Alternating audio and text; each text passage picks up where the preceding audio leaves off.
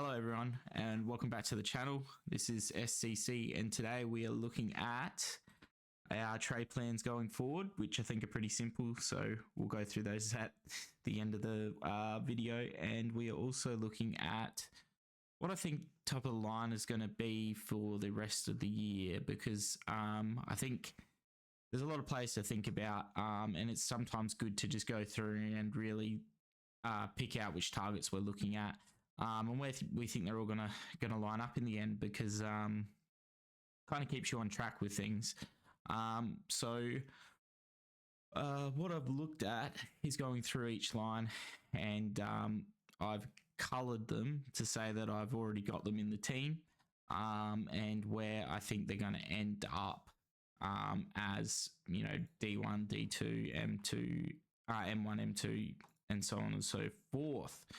So I was going to put an average, but maybe not. But I'll start with the defense. So in our D1 is, I think, a pretty easy one, which is Sheasel.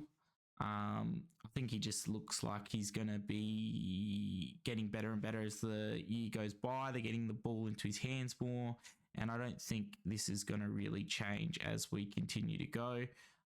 He just seems to be their number one player for all ball movement through their team, and he looks the best as well. And with LDU and a few others not looking at their best, I don't think there's any reason for this to change, really. Might zoom in a little bit here. Moving off from there, we've got in this position Dacos at D2. So I think at the moment he's underperformed a bit, but I think he'll come back to his best once he shakes off this injury a little bit. I think the rest last week would have helped him, and I think once he gets back into that form, sometimes it takes players a bit longer, and, you know, his second year was pretty out of the ordinary the way he played, but I think he can get back to his best and really push on through here. So with that, we're going to see Dacos really explode. And what I might do is just do the rest of these from D3 to D8. So from there, we've got, so Stewart, I'm saying, is third. So I think that Stewart will overtake Ryan, because there's a couple of reasons. One, I think that Geelong have had quite an easy, not an easy run, but probably not the hardest run, where they've really been tested in their back line with a lot of ball coming in. And I think that's hurt Stewart a little bit, less kick-outs and, you know, less intercept possession chances. I know he's gotten a bit older, but I still think Stewart had a 0 last year, or a very low score, I think like an 18, and he was still able to get, you know, D3, D4 last year. So I think that, you know, without injuries, I reckon he'll get to D3, and I think that's pretty easy. With Ryan, the reason I think he's going to drop a bit is I think that Fremantle are going to change their play style a bit at some point. I think it's kind of the same thing that happened last year, where they played this kick around and it didn't work, and then they will then go, okay, we need to attack more. You know, at some point in the season, they've already lost 2 close games with the contested kick around, and it's absolutely utterly boring football to watch. And after losing 2 games, you think they might try to go more direct and try and hit the scoreboard and put the pressure on that way when they do have control, because it's shown that when, you know, come closer to the end of the game, the top teams like Carlton and Port Adelaide are able to get the run on, and then it hasn't mattered that they've dominated the past 3 quarters because they haven't got the score on the board. And I think that could change, and I think that could hurt Ryan a bit, as they don't necessarily get the ball into his hands as much or for as many disposals, and rather it goes through other players. And as we saw, Ryan was probably a little bit lucky that it was a close game, and that helped him in the last quarter. So I think we might see that change. Houston, I'm putting at 5, getting a lot of kickouts, and I think that staff will start to channel a bit more through him, even though it has already. But, you know, with the kickouts kind of increasing a little bit from last year, with him looking a little bit more solid as a player, you know, as a Supercoach player, really. Like last year was probably his coming of age year, because previously he'd put big scores, but then drop off. I feel like this year he's getting that consistency, and Porter a good side, and he's going to be running the ball into their forward line a lot from the back line, and I think that's really going to help him. Whitfield, reason he's probably lower is just because the way he gets his ball, it's a little bit uncontested, and I think that Whitfield's probably a little bit of an injury concern. He always seems to get a random injury, which, you know, keeps him out for 2 to 3 weeks, but he does look a lot fitter, and I really do like Whitfield. Just not sure whether I can stomach having him again, because every year I've got him, he just goes and gets himself injured.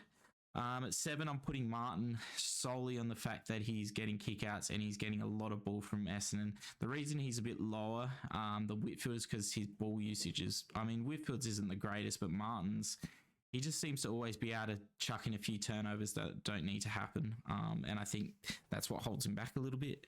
And I think that's a reason why we're going to see him at 7. And 8, I've put McGovern and Young. So McGovern, you might think, old and stuff, but he is getting all the kickouts at West Coast. And, we could see at the end of the year where, they don't have this energy that they're showing at the moment. When they start to, drop back a bit, players get tired, and there's going to be a lot of ball back there, and McGovern could really shark a lot of that and hopefully keep his average up, because he is still up there, but whether he can keep it is going to be the issue. It might be one that, have to pivot off, but it will be left to the end now because it is locked in. And then Young, I think he's proved that playing in the midfield, he is able to get these big scores now. I just want to see it consistently before I would.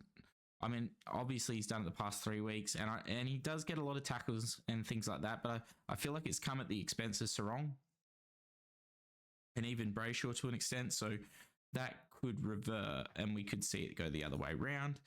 And then in here, I've actually put one player that I think could potentially, so Laird, if DPP, is probably top 5. The reason I've put Laird as if DPP, because I could potentially see, and the Crows did do it a little bit last game, is running Laird off the back line. And the reason the change happens is because they lost Malira. And with Malira being lost out of there, with the Crows trying to get Rankin and Saligo, among other young players, through there a little bit more. We've already seen it with other players in the midfield. And I don't think Crouch can move, whereas Laird, he was previously a top 6 defender. And, it was when he got the midfield change, he started to burst again, and we had him in the midfield. But now I think they could look to use him off the back line. They could look to move him back there. And he might not have DPP now, but it could change if they start to run him off the back flank where he used to play previously. And that's why I put him there. As if he does get DPP, he's probably a top 5 defender. One we'll probably be looking at pretty hard. Probably better than Houston. I would suggest.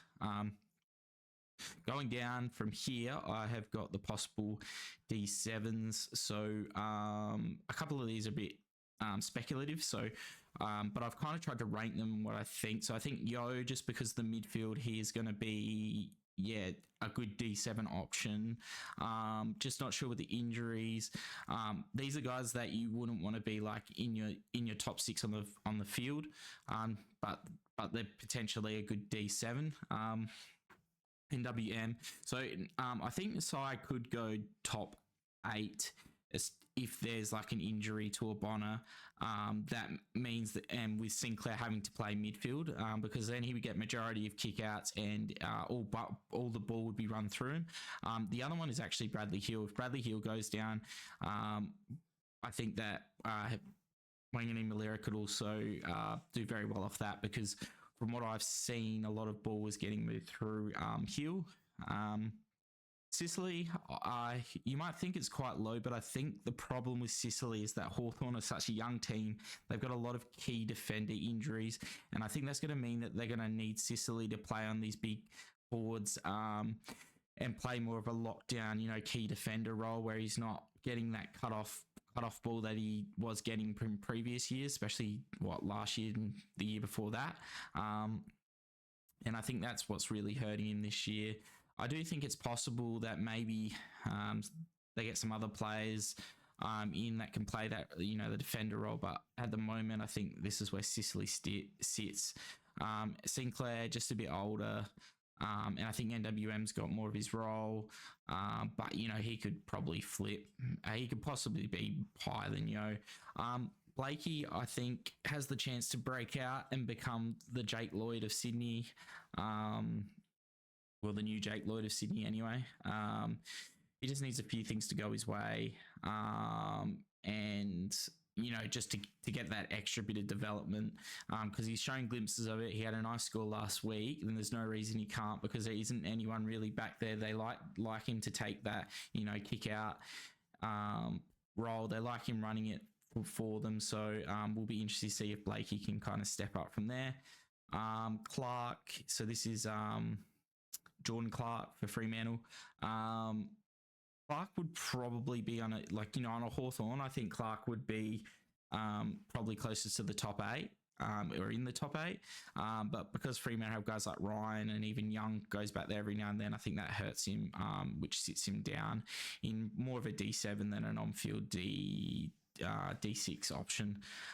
Hinge. So Hinge is getting a bit more midfield time, and that's where I think that as well Leg could swap through. Also with Malira going out, Hinge is getting more of that ball off the back line as well, and that's why I think Hinge could possibly be a good D7. I mean, if he had 115 last week, I think. If he can continue at that pace, that's good enough to have on your field. So, but it's probably a watch that space. But if Leg goes back, that could hurt him. And then Dan Rioli, Andrew McGrath, and Rivers are all more speculative picks. If Rivers can be the stand-up, mature a bit more as a defender, get some more cut-offs, he could become that Tom Stewart take more of a Stephen May, let Stephen May kind of play a bit more key, maybe, and then Rivers could take more of that. McGrath, I think he's hampered by Heppel and Martin. But if we see an injury to one of those that's long-term, McGrath will definitely start to rise. And Rioli was short injured as well. Could help him. But I think there's some things that will stop that as well. I might leave the mids till last, I reckon. And we'll go to the forwards. Or actually, we'll do rights because that one's pretty easy. So I think this one's pretty clear. But I'm going Gawn R1, Marshall R2, English R3. The reason I've put Marshall over English is Marshall just looks very hungry. St Kilda, he does have Campbell, but it's not like it's taking a large portion of his ruck. And I just think that Marshall's probably more dangerous as a forward than English is.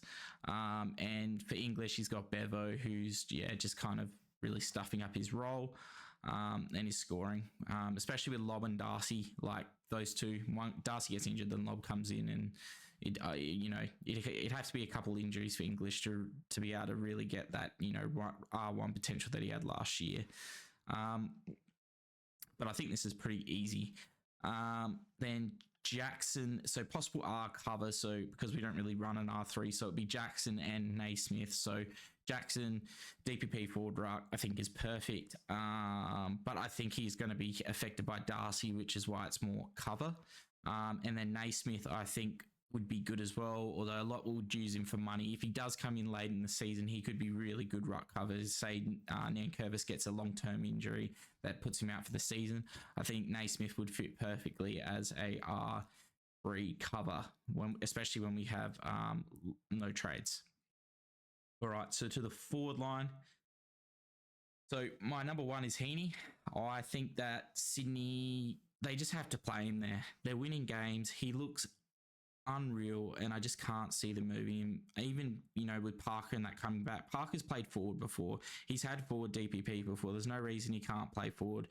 I think it's better for their team, and I think that Heaney just has to stay in the midfield. After that's Bolton. So this is probably maybe a bit out of the ordinary, but I've gone Bolton here. I would have picked him. I would have traded him in last week. He was coming in over McGovern because I love the West Coast run. And then after that, he's got a pretty good run as well. The only problem with Bolton was that he had the bye, so I decided to forego it, but it was probably the wrong decision. Probably should have just gone him and stuck with the gut, but I didn't.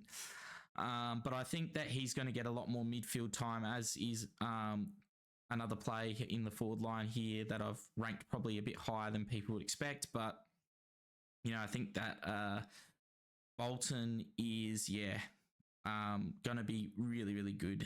Flanders so the reason Flanders is 3, I think he's got potential for even 1, just based on consistency and the possible change to Sydney. The reason for him being here is the fact that Gold Coast have already shown that they want to play guys like Graham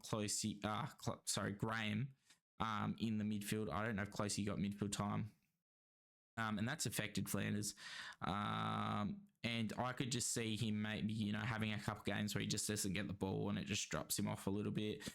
Bolton, I definitely don't think has that issue. And I think he's just playing that good. He is probably F1. So, that's why I've put Flanders 3, but I definitely think he could go F1. Rankin, so I think the midfield time's coming. I think it's being flagged. I think everyone's calling for it. I think it's shown that he's shown that when he plays in there, he wins. He got very high CBAs. And I think it's, he's been averaging 85 as a high half forward without much mid-time. And then he went probably should have gone 130 in my opinion, based on a 3-goal, 23 disposal game with a late goal, clearances, etc. And if he can get his kicking efficiency a bit better, I think he'll be really, really good. And, he's probably not even comfortable playing midfield at the role, as in super comfortable with it. So once he gets more comfortable playing there at the AFL speed, he could really start to get some big scores. Tom Power, so, it just kind of shows how probably deep the forward line isn't, but he's getting a lot of CBAs. He looks probably like the best North midfielder, if we don't call Sheasel a midfielder.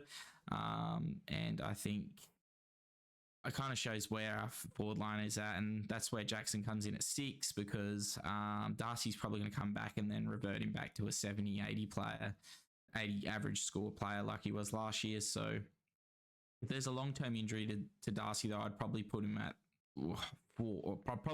4, because I think that he's had the past 4 weeks and he has been below the 3 above him. But, he could go on a run of 150s, 160s, it's probably in him. So don't discount him to go even higher than that if Darcy gets injured, because Darcy is very, very injury prone, as we've seen before. Baker. So Liam Baker, I've put here. He's been averaging, I think, 115 over the past 3 or something like that. I think that if Baker gets more midfield time, which I think at some point they'll have to do, because I think, Taranto's injured. Hopper just can't stop from being injured. I think Dusty's going to probably need rest / be injured. Short's now injured. They're going to have to put some guys in there.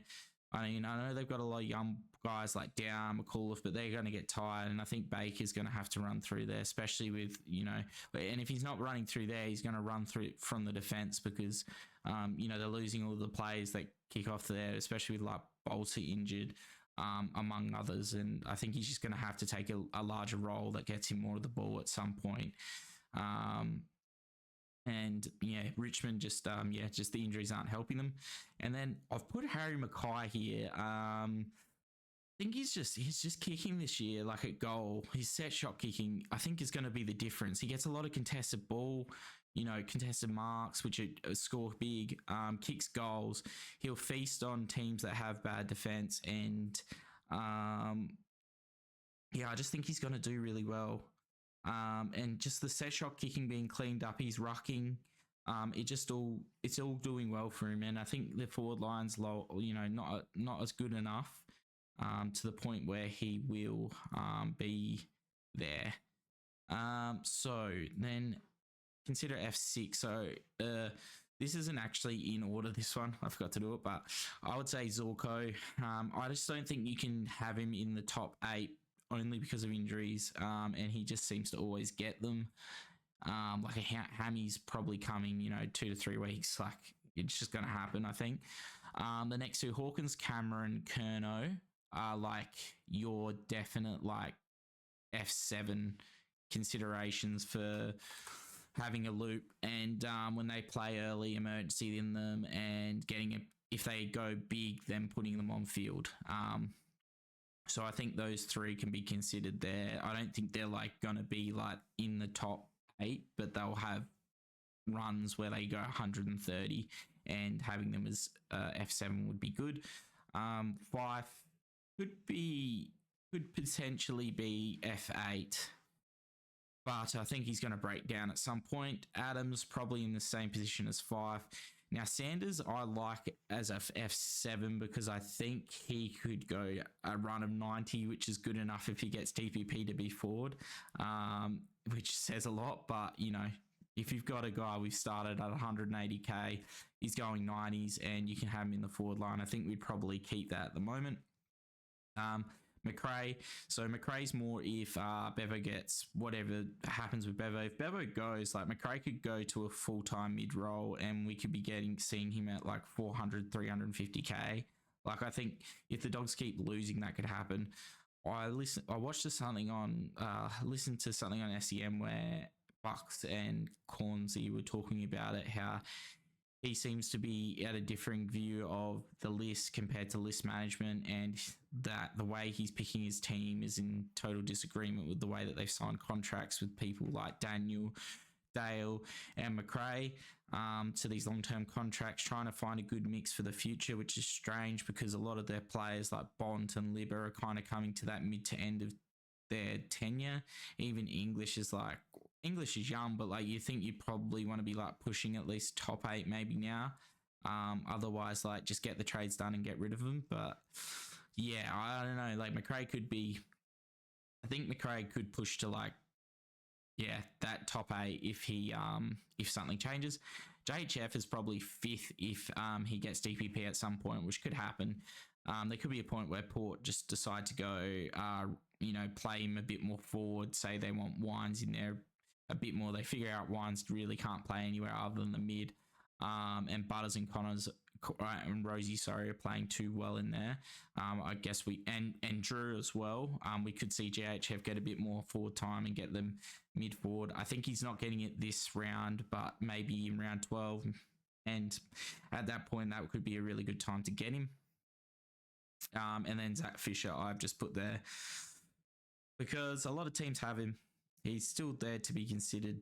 I think you probably could hold him for the full year just because there aren't that many other options, and he'll probably go around the same.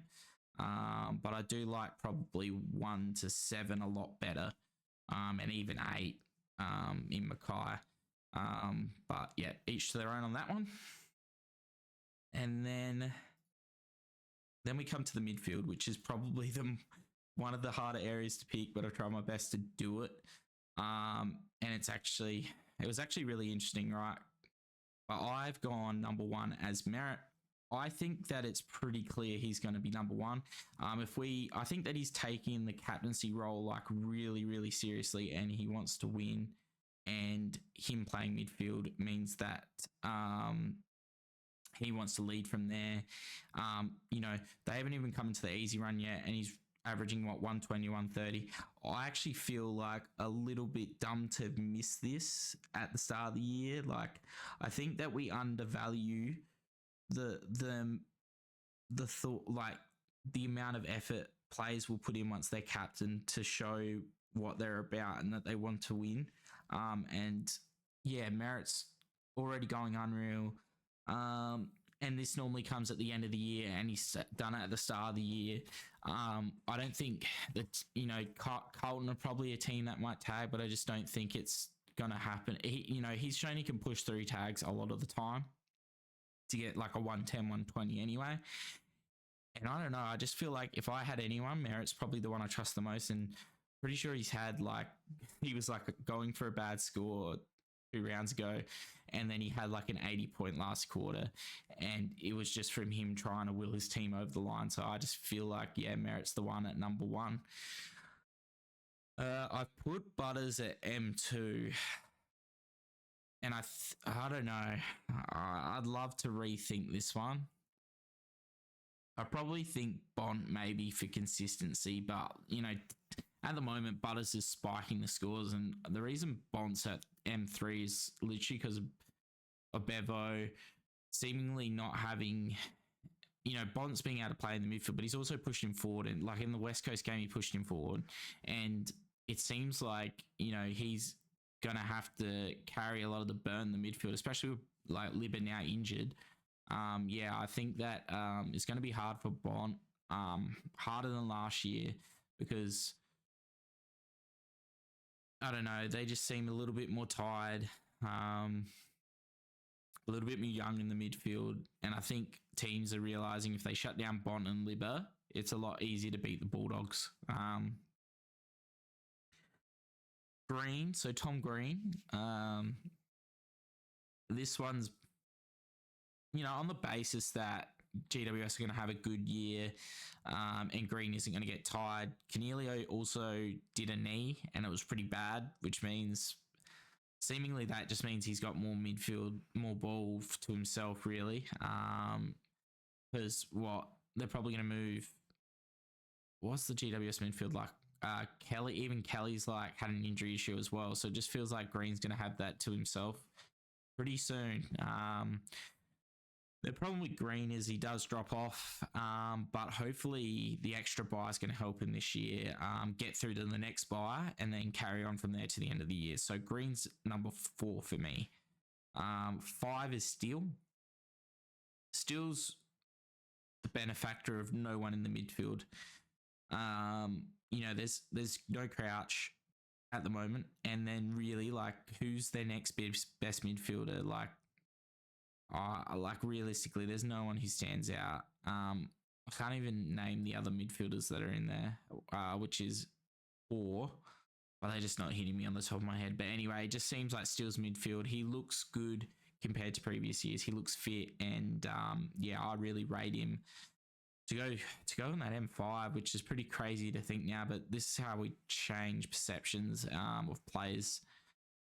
Because if you watch him, he looks a lot healthier than he has previously, and he's showing he can score. And Marshall's also healthier, which is helping him in the ruck department. We're getting the ball a bit more. He's tackling hard. He's looking for uncontested possessions. I just think still 5 could be high, to be honest. Sarong. So I put Sarong lower, and I wish I did think about this at the time I traded him in, because I could have got like someone a bit lower. But like Sarong's issue is the other midfielders around him take a lot of the ball. So Young and Brayshaw are very good young midfielders, and I think they're both going to steal points off each other. And Fremantle's game style is a lot of uncontested ball in the defence, which is helping Ryan and Clark at the detriment of midfielding scoring, which is why, even Jackson's struggling as a solo ruck to put up scores, and they've got no one really relevant as a forward other than Fife, who's a midfielder. So, I think that's the wrong's issue is not his game style, because he gets a lot of that inside ball. I think it's more to do with the fact the players around him, the game style Fremantle play, and I think that's all going to hurt him going into the rest of the season. Petrarca, I really like Petrarca, but I hate that he puts these bloody floor scores in of 55, because he'll go on a run of like 140s and then he'll put in a 55, which makes all of his good work go bad.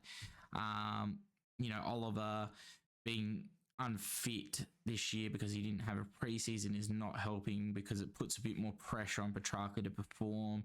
And I feel like teams are realizing that, covering Oliver isn't the biggest thing you need to do at Melbourne at the moment. It's Petrarca. I could see him going. I don't actually see him going higher than any of the other players above him, to be honest. Like, I just think Petrarca's going to have really good runs where he's above them, but I just don't think he can consistently go above them. Walsh. So I think this is a little bit reactionary, But Walsh did look really, really good. This is assuming he doesn't get another injury, but Walsh looks really, really good. Like, really good against the Crows. I know the Crows aren't the best midfield, but man, he was just everywhere. He's getting all this ball. He was like very efficient, and he doesn't look like he's got a sore back. Like, he's going for tackles. He's getting in and under, getting the hard ball. He's got midfielders around him as well that can help with, other players getting into him, like Cripps and Hewitt. Hewitt helps close down the star midfielders, other star midfielders. Sorry about that. Just smacked the microphone. And I just think that Walsh could potentially get to the outer rim of that top 8. If we base it on average from here, total points probably won't get near it, but average, I think he can get there. Libba. So Libba just seems to be the guy that Bevo's keeping in the midfield and not changing. And I think that's all there is to say about that. He is older. He could drop off, but he's shown so far that that's not to be. Concussion could be the only problem, but we'll just leave it at that. Matt Rao, I'm not 100% sold on him. I think that we can't not look at him, but I'd rather death ride him and just let him go at the moment, because the other problem with him is he's got Tuke and Anderson, and honestly, for consistency reasons, I'd rather go Tuke. I think this price at 620 is a bit high to be paying for Rao, especially based on previous form, and I think that we should definitely consider the fact that Rao has previously had an injury problem. He does look very good. I will give him that, but we consider Flanders. Consider the fact that for these five midfielders have all gone over 100 in their previous games, including Closey. And then, and you're expecting them to continue this. Like, I think there's got to be someone that breaks. I don't think it's Rao necessarily. I think Rao can still go, 110, 115. But is that good enough to go with like Merritt, Butters, Bont, Green, Steele? Sarong? I don't think so. And that's why I've got him at 10. So from here, this is the last part. So the M9 position, and I think any of these could be your M8 pretty handily. So I think you can consider all of these. So we got Tuke. So Rao's, this is Tuke's the guy I'd probably rather have at M8. I mean, he won't spike as much, but he'll consistently get 115 to 120, whereas Rao will probably go 150, then 85s. I guess like you're really looking at average at the end of the day, but I'd probably rather Tuke, just for proven track form and the fact that he can probably focus on. He has a bit more help in there, which sometimes is actually helpful. But yeah, I don't think he can be put in that upper echelon just because Rao's in his team, and I think the players above him have a better chance of doing it. Then Goulden. So Goulden, he's shown us the streaks. He's shown us he's been able to go 150. It's just where the problem is Sydney. With Sydney is they've got Warner in there, they've got Heaney, and Goulden. Will have the really, really good games, and he'll have really, really bad games. I probably could put him lower because this one is kind of in order, but I do like Goulden's game style. And the only problem is he's now signed to this contract, so it's not a contract year for him anymore. He's already got the contract, so for people who think that matters. I think Goulden is still. You would be happy to have Goulden as your M8. Rosie. I like Rosie. He's from obviously come from a really good place this preseason. He's played really, really well. He seems like a more consistent version of Butters with a lower ceiling. But I mean, like, you watch his last game, he went 150. So also, Rosie took over captaincy, didn't he? So. That's the other thing. He wants to prove himself. Rosie's the guy who can be captain. Butters is the guy who's your in and under, star performer, who's more of he plays the football. He doesn't lead on field as much, whereas Rosie's the guy who's, your image, your figurehead. And I wouldn't mind going Rosie. I thought about it starting him. I think that he potentially does have the chance to do better than Butters, which says a lot because I've put Butters at 2. But at the moment, I'd say the probability is that Butters with his ceiling is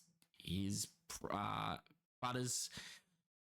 I guess the thing with Butters is he's in the impact moments where they need to win. I think that Butters is going to be in more of those moments, whereas Rosie is going to be consistently good across games. Butters will win games with pressure acts that get him high points. And I think that's going to be the difference. Laird. So I think that Laird is like, if he gets the DVP, he's definitely considered. I think the problem is like we don't really know how the Crows are going to play him, and especially if they continue to go badly. So I'd be happy to have him as M8, but I would probably skip him and bring him in later depending on money, depending on pricing. Oliver, injured, slow preseason. I think he's been good. I think he's been pretty bad, to be honest. But I think that we can consider him, and further on down the season after the bye, when he's got a bit more fitness, and if we see a turnaround in his form. Parrish, I think he's had a slow start, but he has shown previously he can go big. He's already cheap, 540k. Essendon have a good run coming up, so if you go him now, you could probably keep him as your MA and you'd be happy with that, or push him to the bench if you have the trades. Neil's only this low because he's so old. He's getting older now. Injuries, he was I think on 60 or 70 in the second quarter last game, and then finished on 115. Just seems to drop off a bit, especially in games where they don't need to win. So I think that will affect him. Brayshaw, probably the second of the midfielders that isn't as probably just a little bit of the problem with him is he's more of an outside player than Sarong. Anderson,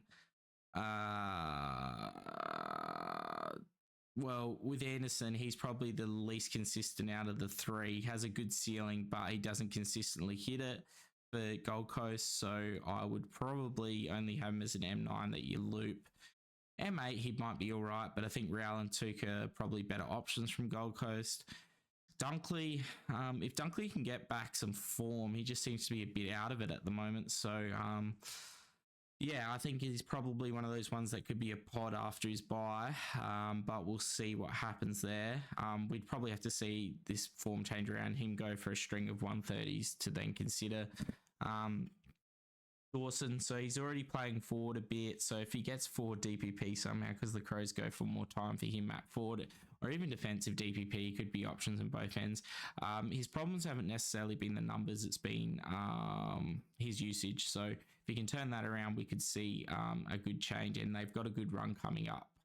So this could, with Crouch probably missing a game as well. So we could see Dawson start to spike, and then the next 5 to 6 are probably ones that are dependent. So Cripps has previously shown he can be M1 to M10, but I'm not sure he has it in him. I think Walsh is going to take over as that number one midfielder for them on a Supercoach scoring sense anyway. Hewitt, he's probably the bargain basement you'll get here if you don't have money at the end of the year, but he's getting, bulk CBAs, and he's pushing 100, so you wouldn't be too mad with that at M8.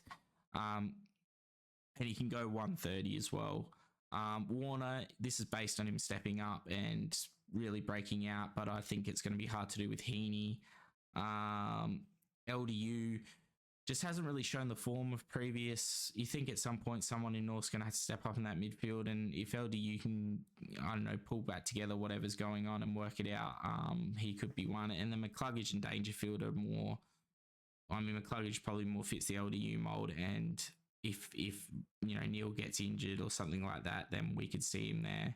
And then from there, Dangerfield, just because he's cheap, and he could potentially get mid-forward status as well if Geelong decide to play him forward and get some younger guys in the midfield a bit more. The game he did play, he did do fairly well, but as injuries, the issue with Danger. Yeah, so that's all of that. I guess not much more to speak about really. Hope that was gave you some information on what I think is going to be the top of the line and why.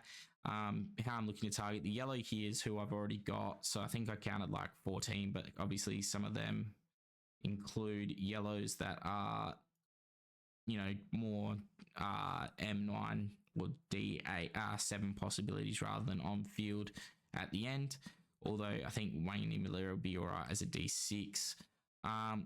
So my trades, I think, are pretty easy this week. I'm getting Graham and Closey. I have to go Hall because I don't really have anyone else who's ready to trade out of the fence, and I want to keep Brown and him to loop. And then Clark. I could go McKercher, but I'm going to go Clark because I think if McKercher does miss, he'll be a good defensive mid swing loophole anyway. And he's got probably better scoring and better price rising out of him to come. And then I'm going Flanders at the moment, but this could change to go. But I'm probably going to stick with Flanders and just get on the rest of the train with everyone else. I mean, I did rank him as the number 3 mid forward, so I probably should just get him. And that helps get everyone, keep only Reed and Darcy on the field with Lazaro as a possible loop, I guess, if a Wilson or someone misses a game. But at the moment, does not look likely. So with that, I hope you enjoyed the video. I hope this helps you kind of look at it and see how you rank these players. I feel like this is a bit different maybe to what others are think, but yeah, my personal thoughts on it anyway. I hope you enjoyed the video if you got this far, and we'll hopefully hit a subscribe, follow along, and we'll see you in the next one. Cheers.